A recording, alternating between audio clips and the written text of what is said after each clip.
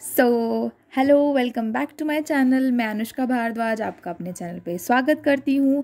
और इस वीडियो में मैं अपना इंट्रो दूंगी, पर वो अभी थोड़ा बाद में। पहले मैं आपको अपने सोर्सेज बता दूँ कि मैं क्या क्या सोर्सेज यूज़ कर रही हूँ, क्योंकि आप लोगों के बहुत सारे कमेंट्स आ रहे थे और जो कि आने भी चाहिए थे, क्योंकि मेरी गलती है, मुझे आपको पहले बताना था कि मैं क्या क्या सोर्सेज यूज़ करती हूँ। तो आपका टाइम ना वेस्ट करते हुए, कितनी बार बोल दूँगी ये बात मैं, तो आपका टाइम वेस्ट ना करते हुए मैं स्टार्ट करती हूँ अपने सोर्सेज। सबसे पहले स्टार्ट करते हैं इंग्लिश के लिए। इंग्लिश के लिए मैं फॉलो करती हूँ, हाँ जी, आप देख रहे होंगे, निमिषा मैम को। और हाँ, मैं आपको पहले ही बता दूँ कि ये कोई प्रमोशन नहीं कर रही हूँ, मैं किसी भी टीचर का कोई प्रमोशन नहीं कर रही हूँ। जो मैं फॉलो कर रही हूँ वो आपको बता रही हूँ। मैंने बेसिक्स तो पूरे कवर किए हुए हैं, यूट्यूब पे मैडम ने सब कुछ पढ़ाया हुआ है, एक एक टॉपिक। तो उससे मैंने नोट्स भी बहुत पहले बना लिए थे।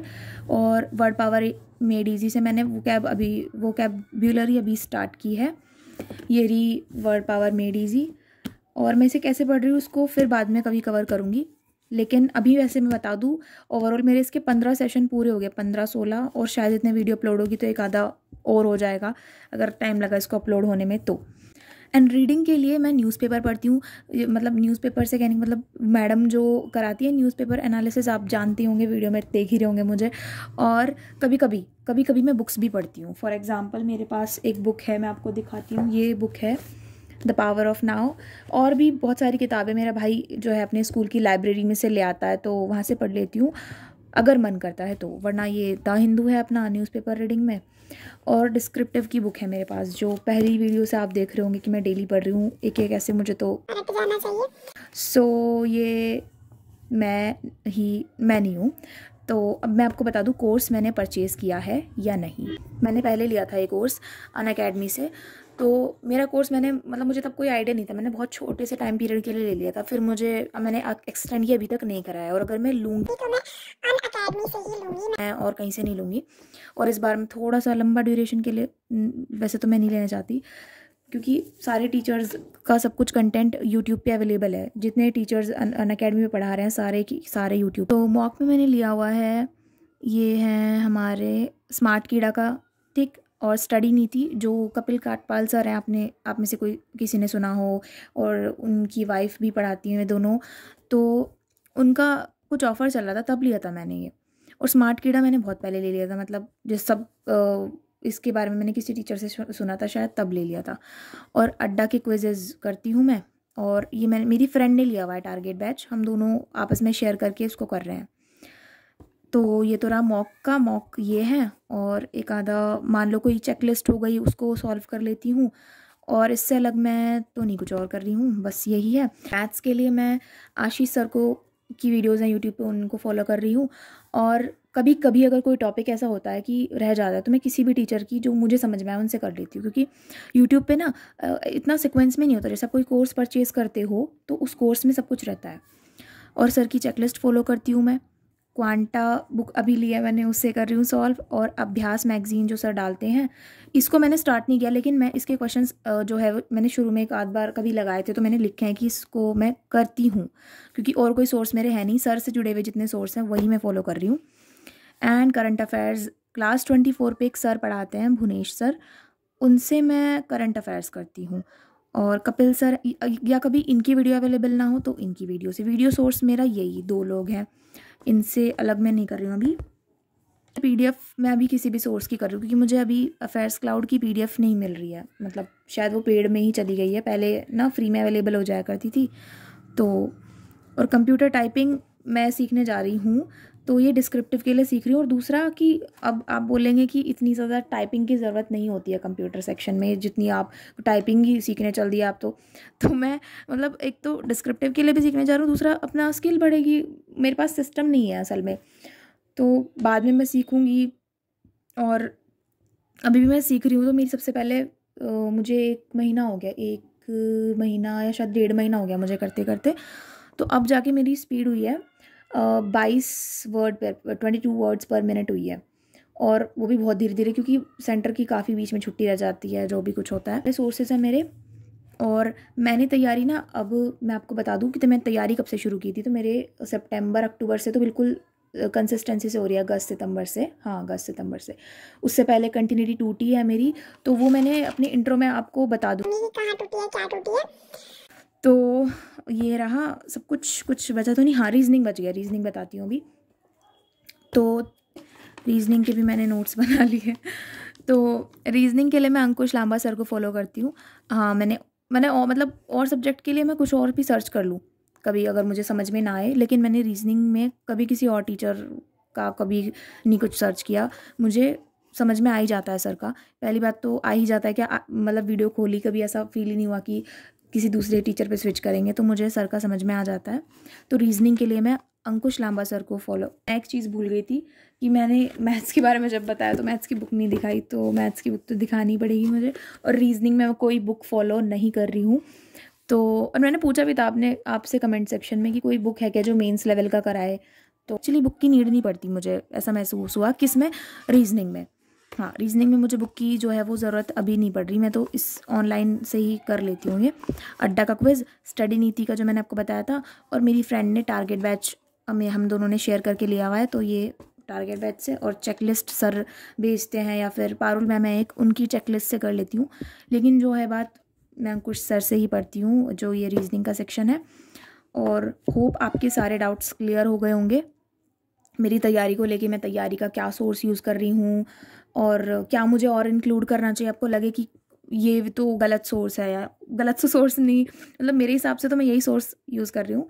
गलत तो खैर क्या ही सोर्स होगा इसमें, पर ऐसा हो सकता है कि ये कम है, आप और ज़्यादा थोड़ा डाल लो। तो मैं फिर देखते हैं क्या आप बताओगे। और अब intro. So hey guys, this is the time for my introduction. हाँ जी, देर से ही सही मैंने अपना इंट्रोडक्शन दे दिया। ये है मेरा क्यूट सा चेहरा।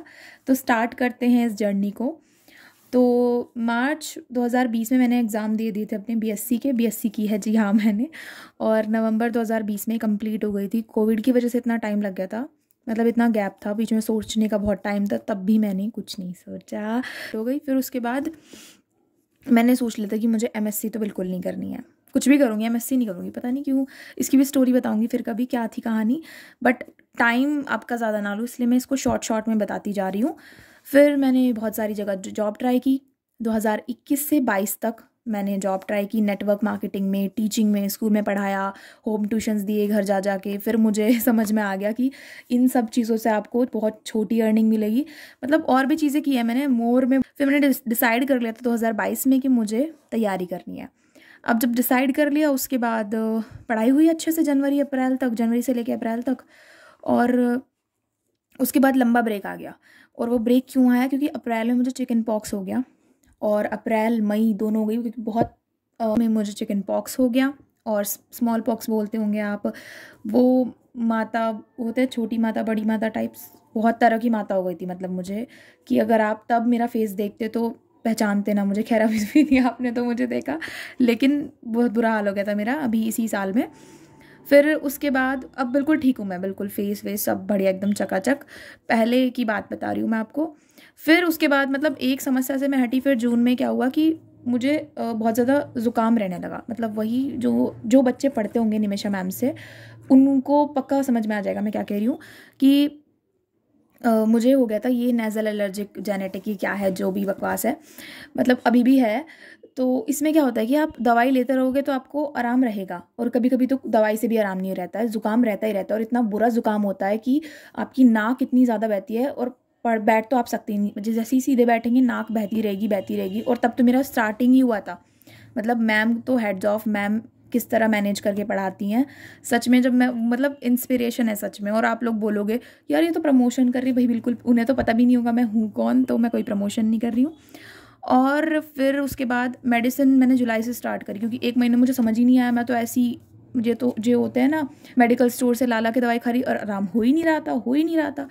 और फिर जुलाई में मैंने मेडिसिन स्टार्ट कर दी। उसके बाद आई का कुछ प्रॉब्लम है, चलो छोड़ो।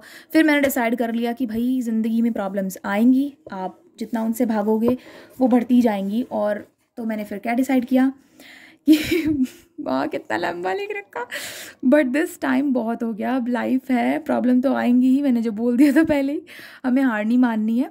फिर मैंने सितंबर और अक्टूबर से स्टडी स्टार्ट कर दी थी, और नवंबर में इस चैनल को मैंने स्टार्ट करा था।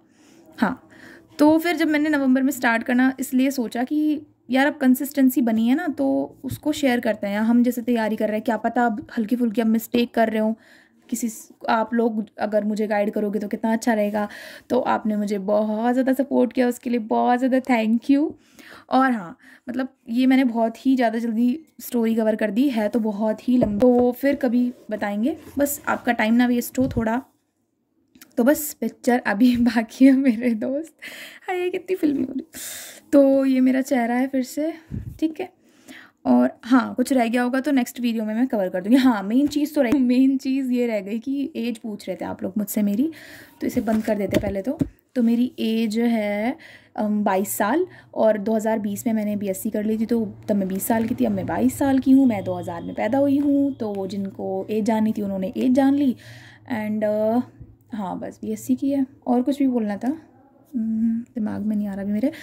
और हाँ, अगर मैं कमेंट्स की रिप्लाई देना भूल जाती हूँ, या कमेंट्स में हो सकता है कि मुझे लंबी लंबी कमेंट करनी पड़ेंगे, आपके जो भी कुछ लंबे लंबे डाउट होते हैं कि आप कंप्यूटर कहाँ से कर रहे हो, ये कहाँ से कर रहे हो, वो कहाँ से कर रहे हो, आप ये बता दो, वो बता दो, तो पॉसिबल नहीं हो पाता कि मैं कमेंट में लिख दूँ इतना लंबा।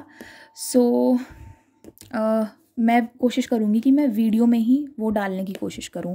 थैंक यू, आपने इस वीडियो को यहाँ तक देखा और सपोर्ट दिया मुझे।